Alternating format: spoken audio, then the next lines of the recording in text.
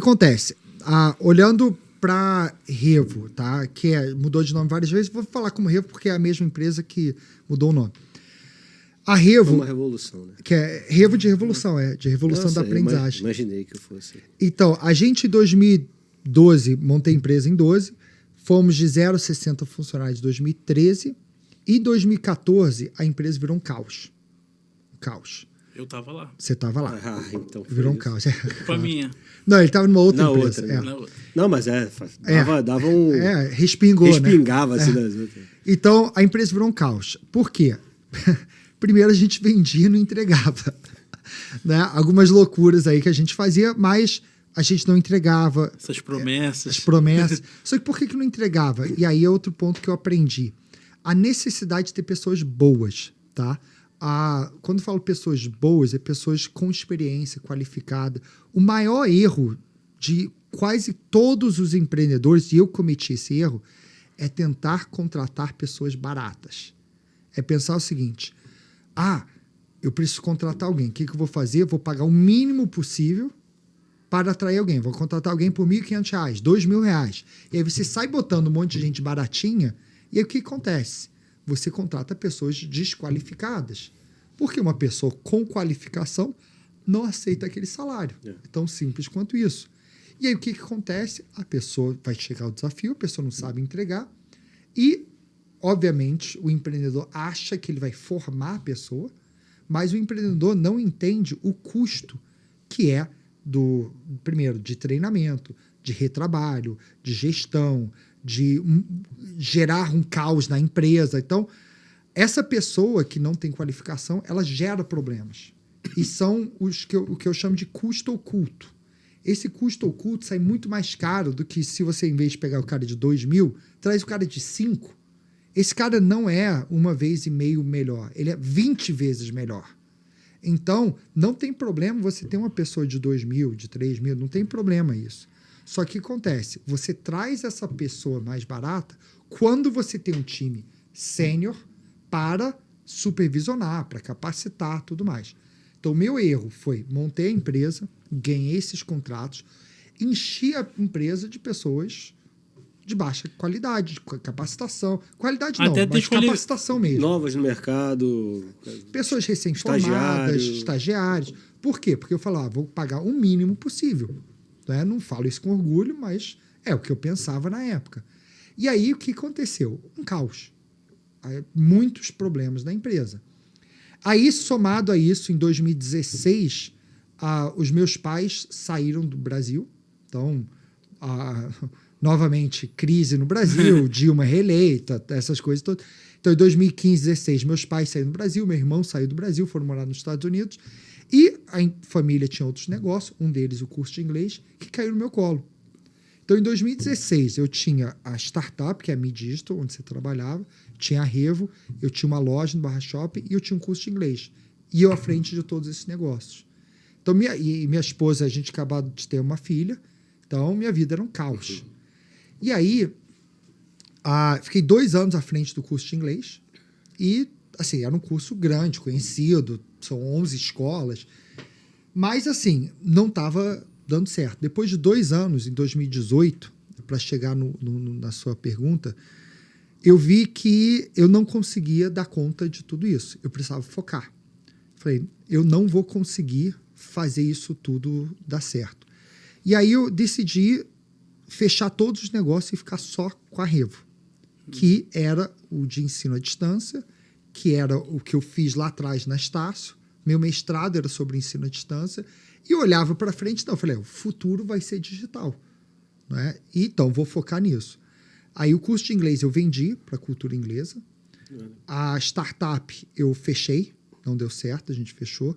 A loja eu passei o ponto, 3 meses antes da pandemia, passei o ponto. Sorte, hein? Não, você foi sorte. E o curso de inglês eu vendi 1 ano antes da pandemia, era 100% presencial. Também não teria aguentado a pandemia. Então, consegui me livrar de todos os negócios. E aí, em 2019, 1º de janeiro de 2019, tudo estava limpo, fechei tudo e comecei o ano de 2019 100% focado na Revo. A Revo, Já na era época... Revo? Não, chamava Liu Learning. Liu Learning. É. Só para não ficar mudando de nome, você Sim. falar como Revo, porque é mais fácil de Perfeito. entender. Em 2019, a Revo tinha 18 colaboradores.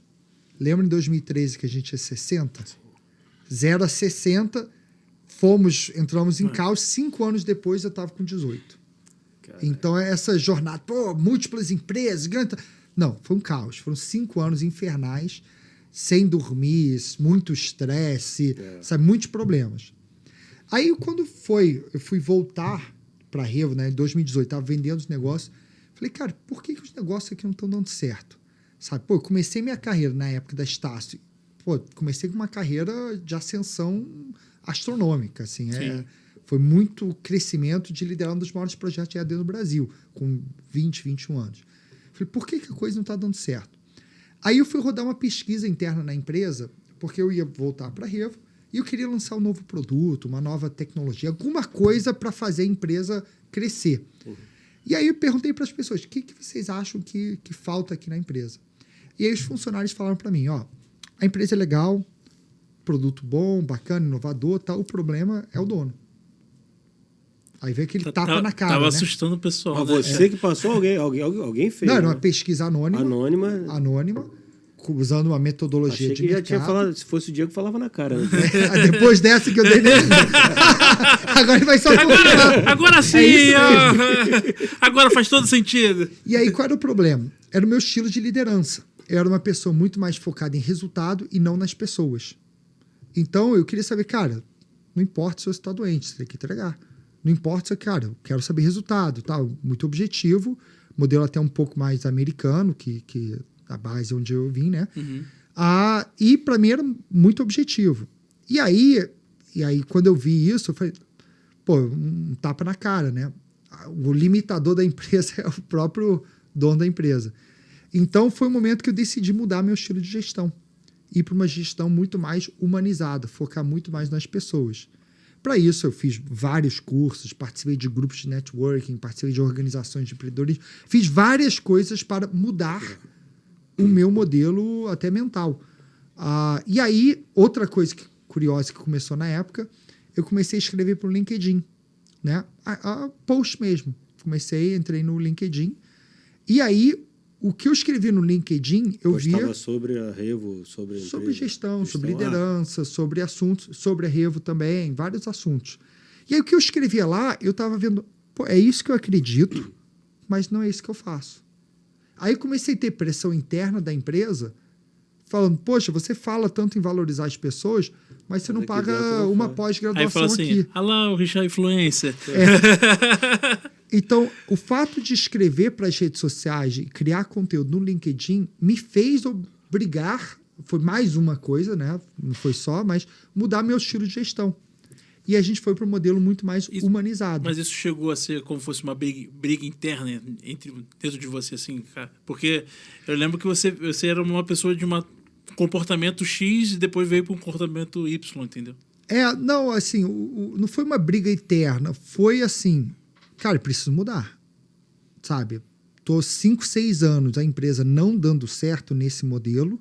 Foi muito mais assim, agora eu vou comprar essa luta, sabe? Então não chegou a ser uma briga interna. Foi, para mim, é aquela coisa, a motivação que eu precisava para poder falar, se você fala que eu não consigo, agora é que eu vou conseguir, sabe? Eu sou desse tipo, bem competitivo. Então, para mim, foi muito mais um impulsionador para conseguir fazer a mudança do que uma briga interna. Entendi. Aí tu começou a colocar um monte de cerveja pra todo mundo. Não, isso a gente já fazia. Cerveja já fazia. Cerveja sim. Cacildes, botava enchia aquilo dali de cerveja. Só que esse é o ponto. Antigamente, a cultura, vamos dizer, era a cerveja, videogame e bermuda. Só que isso não é cultura. Isso aí são benefícios, ou perks, como os americanos chamam. Não é nada demais. Cultura, de fato, se resume a comportamentos. O que acontece dentro da empresa? Né? A gente teve que mudar o modelo de liderança, o modelo de gestão, para cuidar mais das pessoas. Então a gente começou a investir em treinamento, hoje tem bolsa de pós-graduação para as pessoas, pagamos curso de inglês, tem várias coisas que a gente faz dentro da empresa. Vou voltar para Revo, cara. Gympass, né? Gympass, tem mesmo? Tem Gympass. Eu vou voltar para Revo, cara. Tem. Eu tenho Gympass lá, tá precisando mesmo. Tem Gympass. Tô precisando. Tem, hoje em dia a gente trabalha em casa, tem Vale Home Office, tem mil coisas lá. Mas se quiser trabalhar lá, pode trabalhar a qualquer hora, eu trabalho de casa, como é que é esse negócio? A gente, Home office aí só assim, a gente foi de 18 pessoas em 2019, hoje a gente está com 220 pessoas. Caraca! 100% orgânico, não tem investimento, não tem investidor, tem absolutamente nada, sabe? Aí a gente fala empresa bootstrap, porque de fato nunca teve grandes investimentos. Então, e 220 pessoas em casa, todos em casa. E isso que você conseguiu fazer também graças ao seu foco. Sim. Na verdade, porque antes você dividia teu foco nas outras empresas e a principal, vamos dizer assim, a menina dos seus olhos, né, que é a Revo, você deixava de lado. Sim, muitas das vezes. Exatamente.